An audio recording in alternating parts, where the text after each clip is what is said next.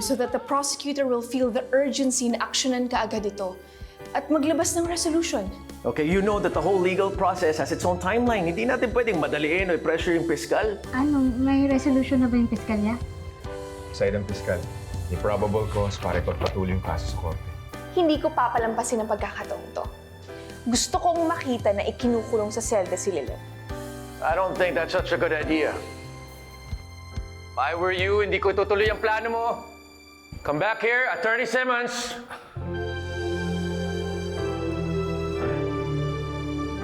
Sarap ng ulam na yun, no? Pero parang hindi ko malasabi. Hindi. Nagana nang kumain eh. Tao po! Diba? Magandang araw po! Bro, ano mo na? Tao po! Madali lang po.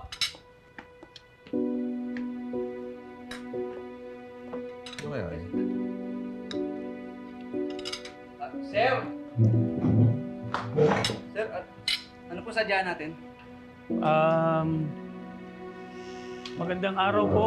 Makikipasok na po kami. Attorney. Magandang araw sa inyo.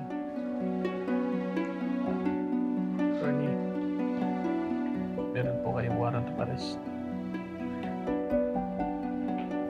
Attorney Lilith Matias, ikaw ay inaaresto namin sa kasong pagpatay kay Attorney Meredith Simmons. Ikaw ay makarapatang manahimik o magsawalang hibo. Ano man ang iyong sasabihin ay maaaring gamiting pabor o laban sa'yo sa anumang hukuman dito sa Pilipinas. Sandali lang po. Nagkakamali kayo. Wala pong kasalanan si Lilith. Ma'am, siguro po, huwag na po tayong makialam. Hayaan nyo na ho ang korte ang humusga kung may kasalanan o walang anak-anakan nyo. Hindi! Hindi ako papayag na hulihin niyo si Lilith! Inang, huwag po kayong mag-alala. Hindi naman po ako makukulong ng habang buhay eh. Lalabas din po ang katotohanan. Makakalaya din po ako. Hindi, anak. Ayokong maranasan mo yung naranasan ko noon sa kulungan. Impyerno ang lugar na yun, anak! Inang, kakayanin ko po. Di ba nga, pag Matias, hindi umaatras. Anak! Dito lang po. Okay, kami na po.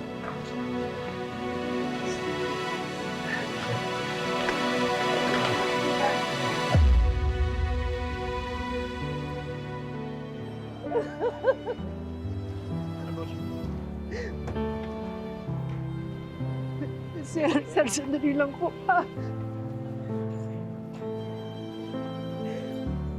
Magpakatatag ka dun, ha? Iingatan mo sarili mo. Huwag mong hayaan ang sino man nasaktan at abusuhin ka, ha? Opo, Tinang. Magpakatatag din po kayo ah.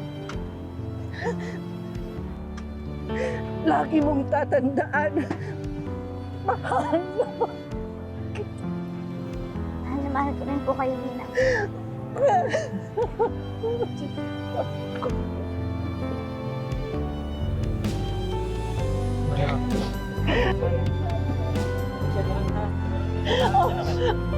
Okay na.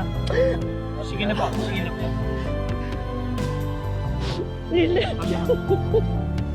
Lilith! Tuloy na kami. Lilith, mag-iingat ka, ha?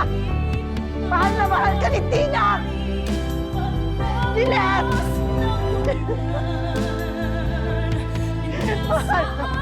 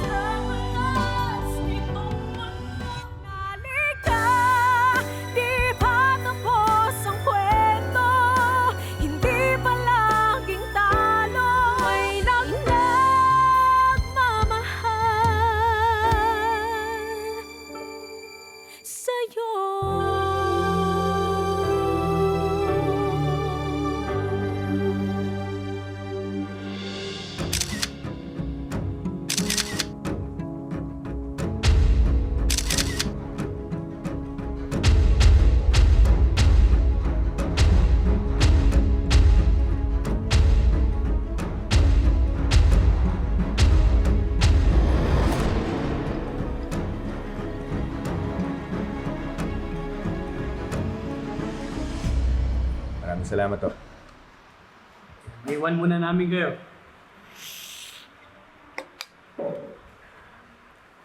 Gumagawa na ako ng action plan para mapagandaan na natin, susunod natin yung akbang bagong arraignment. Ginagather ko na rin yung mga witness statements, mga pieces of evidence para makatulong sa depensa mo. Salamat, Kurt, ha. Mabuti na lang nandyan ka. Kahit matindi yung pinagdadaanan ko ngayon, maswerte ako na may kaibigan akong katulad mo na maaasahan. Atty. Matias, sumama na kayo sa amin.